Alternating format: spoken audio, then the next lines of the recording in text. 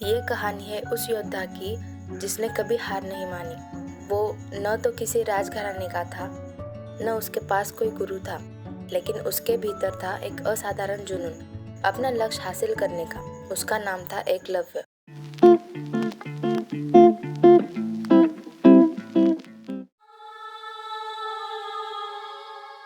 एकलव्य एक निषाद वंश का युवक था जो साधारण परिवार में जन्मा था, लेकिन उसकी साधना असाधारण थी।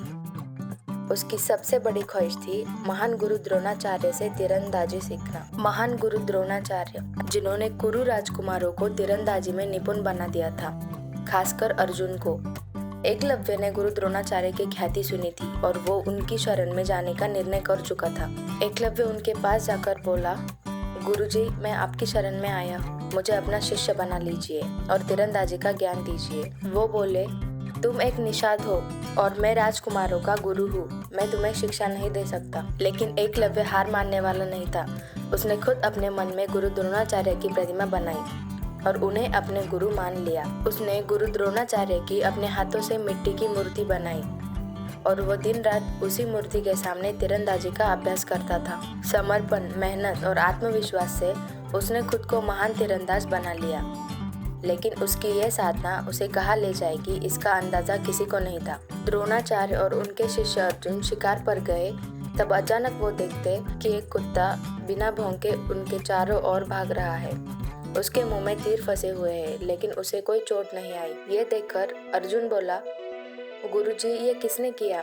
ऐसा कौशल तो शायद ही किसी के पास हो। जब द्रोणाचार्य ने देखा कि यह अद्भुत कार्य एकलव्य का था, तो वो हैरान रह गए। उन्होंने उससे पूछा, तुमने ये कौशल कहाँ से सीखा? तब एकलव्य बोला, गुरुजी, आप ही मेरे गुरु हैं। मैंने आपकी प्रतिमा बनाकर दिन रात अभ्यास किया है। द्रोणाचार्य को अब एक भय सताने लगा। क्या एकलव्य का कौशल अर्जुन से भी आगे बढ़ जाएगा? उन्होंने अपने शिष्य अर्जुन से वादा किया था कि वो दुनिया का सबसे महान धनुर्धर बनेगा। अब इस वादे को निभाने के लिए उन्होंने एक कठिन निर्णय लिया। वो बोले, अगर मैं तुम्हारा गुरु हूँ तो मुझे गुरु दक्षिणा चाहिए। मुझे अपना दाहिना अंगूठा दे दो। एकलव्य ने बिना एक पल की देरी के अपने दाहिने हाथ का अंगूठा गुरु दक्षिणा में अर्पित कर दिया। ये वो अंगूठा था जिसने उसे इतना कुशल तीरंदाज बनाया था। लेकिन ये बलिदान भी एकलव्य के संकल्प को नहीं तोड़ सका। उसने बाएं हाथ से तीरंदाजी का अभ्यास शुरू किया और धीरे धीरे वो फिर से एक महान धनुर्धर बन गया।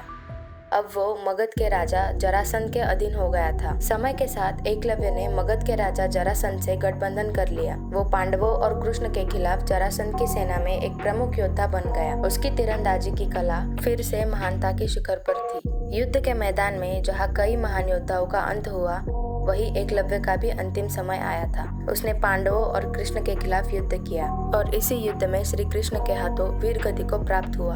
एकलव्य की कहानी ये सिखाती है कि सच्ची श्रद्धा और समर्पण किसी भी बाधा को पार कर सकते हैं। भले ही उसने अपना अंगूठा खो दिया, लेकिन उसका साहस और संकल्प उसे अमर बना गए। वो आज भी तीरंदाजी के प्रतीक के रूप में माना जाता है। एकलव्य की कहानी है समर्पण, बलिदान और जिद की, जिसने एक साधारण इंसान को असाधारण बना दिया। उसने जीवन में अपने सपनों को पाने के लिए हर कठिनाई को झेला और अंत तक अपने आदर्शों पर अडिग रहा।